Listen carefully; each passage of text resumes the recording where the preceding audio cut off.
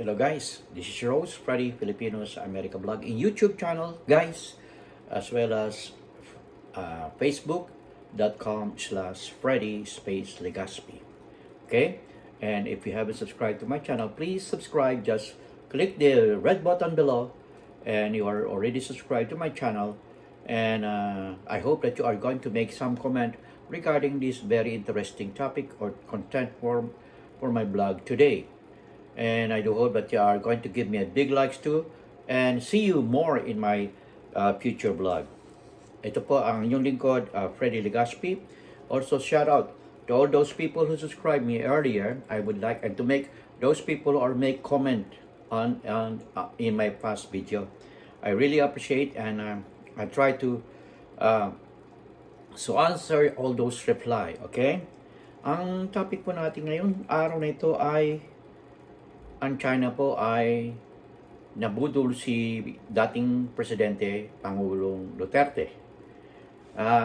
Hindi naman lingid sa kaalaman yun na si Pangulong Digong Duterte ay socialist president, pro-China, including his family, including Vice President Sara Duterte, na hindi siya nagko-comment sa ongoing West Philippine Sea, ayaw niyang makialam, which should be as elected official, second highest official in the country, should make some support to President Bongbong Marcos Jr.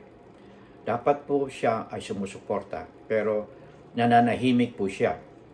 Kasi ito ay si Digong, ang dating Pangulong Digong ay sumusuporta sa China kung mga kalaban. Marami ho siyang kasama, yung dating membro ng kabinete niya, katulad ni Atty.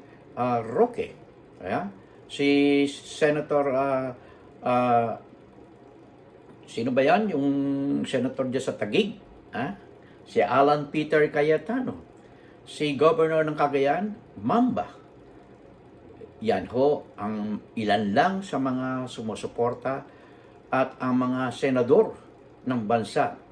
Maliban kay Senate President Zubiri at si Senator Estrada ang nagbo-voice out lang. Hindi si Jaygoy, isa pang kapatid.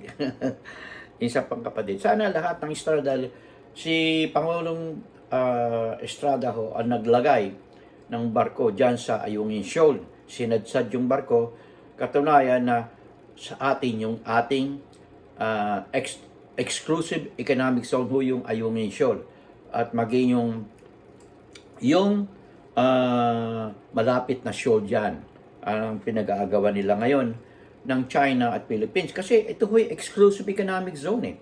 It is a law, and the United States and other countries are supporting that. Okay? Kasi po nambubuli ang China. Ilang beses tayong binomba, hinaras, binunggo, sinagasaan yung ating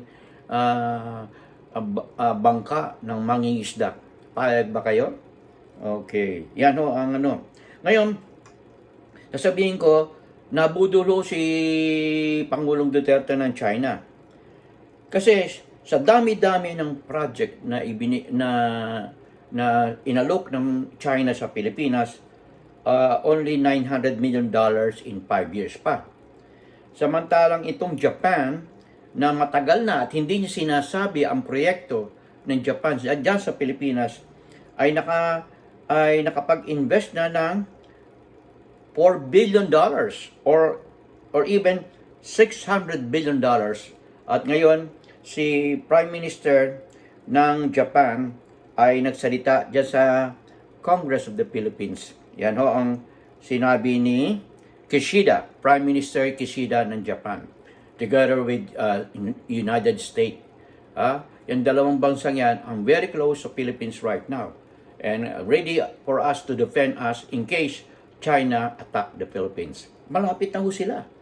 At ito ay talagang seryoso sila na sakupin ang ating West Philippine Sea.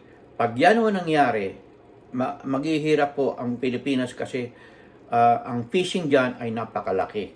Malaki, piso or even billion piso ang nawawala sa atin. Kaya nga umi-import pa tayo ng bigas. Ng isda. Samantala napapalibutan tayo ng karagatan. Okay? Yan o. Okay? Ito po ay yung project po ng China ay matagal na ho. At walang progress kaya kinansel ho ni Pangulong Bongbong Duterte. Bongbong Marcos Jr. Tapos si Duterte parati sumapasok sa isip ko eh. Kasi matindi ang galit niyan sa Amerika. Matindi ang galit niyan sa Amerika kasi hindi ko na-approve yung kanyang visa. Ganon din ang ibang mga senador na hindi na-approve yung visa at natanggalan pa ng visa, katulad ni Bato de la Rosa. Ayan. Si Robin Padilla, ganon din hindi ho nakapasok dito dahil meron siyang kaso. At hindi pwede ho yan. Pag wala kang NBI clearance, hindi ka makakapasok dito talaga.